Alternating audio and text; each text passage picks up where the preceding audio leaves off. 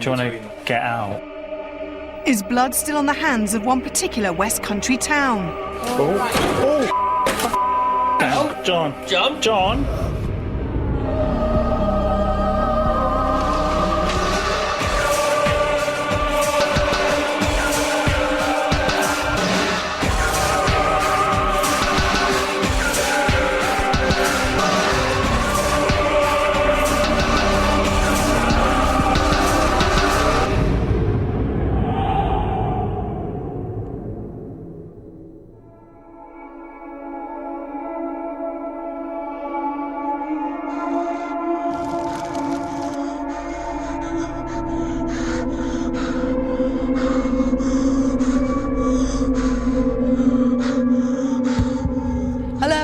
Fielding, and this week I've brought Most Haunted to Somerset and the very haunted Taunton Castle.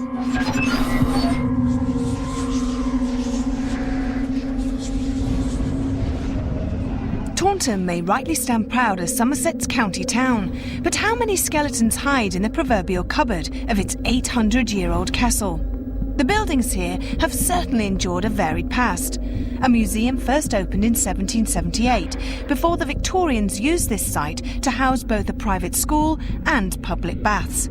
A stark contrast to the monastery that initially occupied this site 7 centuries earlier. But behind the aesthetic pleasantries lies the bloody execution of over 100 local men. Their crime was siding against King James II during the 17th century battles that raged in and around Taunton. Step forward the infamous hanging judge, George Jeffreys, a cold and callous killer who may well haunt today's location. So with so much history and paranormal activity, who would be mad enough to spend last night here alone and in the dark? Well, that's exactly what Kieran and myself did. This is what happened. The thing I don't like about this particular area is all the display cases. Because you catch reflections and you catch shadows. Did you hear that then? Did you hear the banging? Yeah. The bang? Yeah. It did sound like it was coming from back in the hall. It's weird. Did you hear that? What did you hear? I don't know. It's like a... I thought I heard shuffling. We've chosen this particular area because of its history. But there are other parts of the castle.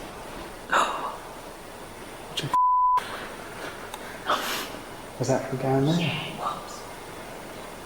Did you hear it?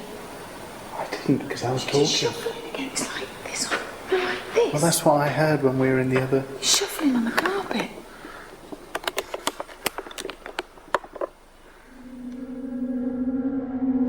The castle's museum had offered both Kieran and I a few audible outbursts. But who or what may be haunting this ancient fort? Over 400 years ago, the hanging judge George Jeffreys conducted the bloody assizes here. His ghost is now seen walking along the empty corridors of the castle, along with the mysterious ghost of the Grey Lady. A fair-haired woman, dressed in what's described as 17th century clothing, has also been seen. And marching footsteps have also been heard in the empty rooms and along the corridors in the dead of night.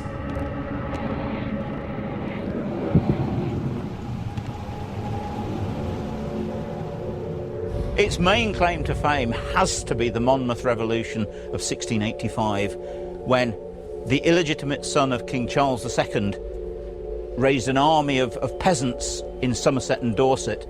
They were going to take the throne from the Catholic King James II, but unfortunately it ended in bloody defeat at the Battle of Sedgemoor, and about 500 peasant soldiers were brought here. The assize courts were held here in the castle, and the assizes were presided over the Lord Chief Justice of England, no less than George Jeffreys, the hanging judge. 500 people imprisoned in that building in there, 500 people tried, and many of them sentenced to be hanged, drawn and quartered for high treason. They say that on the crossroads of Somerset there was hardly a tree that wasn't drenched in blood, that didn't have hanging bodies or body parts hanging from it.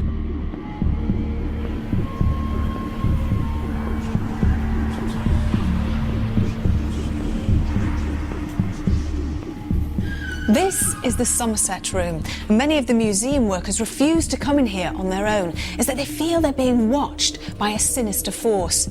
There are dramatic temperature changes for no apparent reason, and a poltergeist likes to make itself known by moving objects around on a regular basis.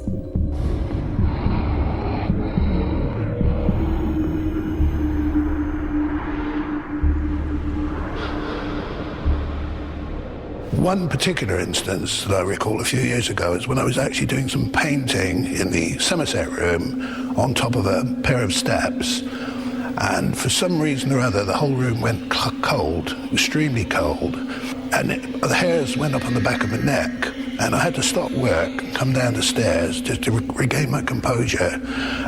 Looked around, there was nothing obvious there, but clearly there was something that sort of caused that room temperature to drop very suddenly.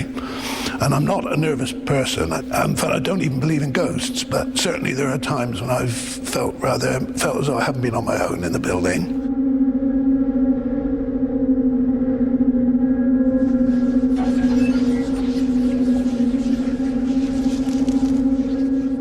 One of the custodians, actually cleaning one of the glass cases, thought someone had physically grabbed him by the neck, but could see no reflection in the glass, turned round to see who was there. There was no one there. But on reflection, he actually thought that it felt more like a rope tightening around his neck. And of course, he was in the room where the bloody assizes were held.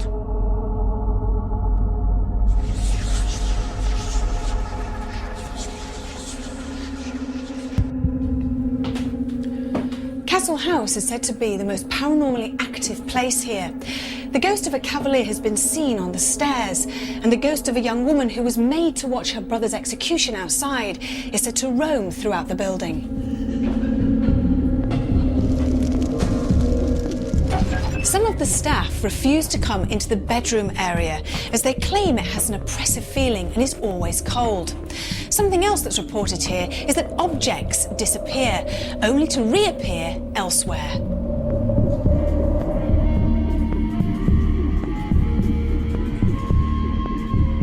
Taunton Castle is a place of siege, execution, death, pain, anguish and torment. If any place should be haunted, then this place behind me should.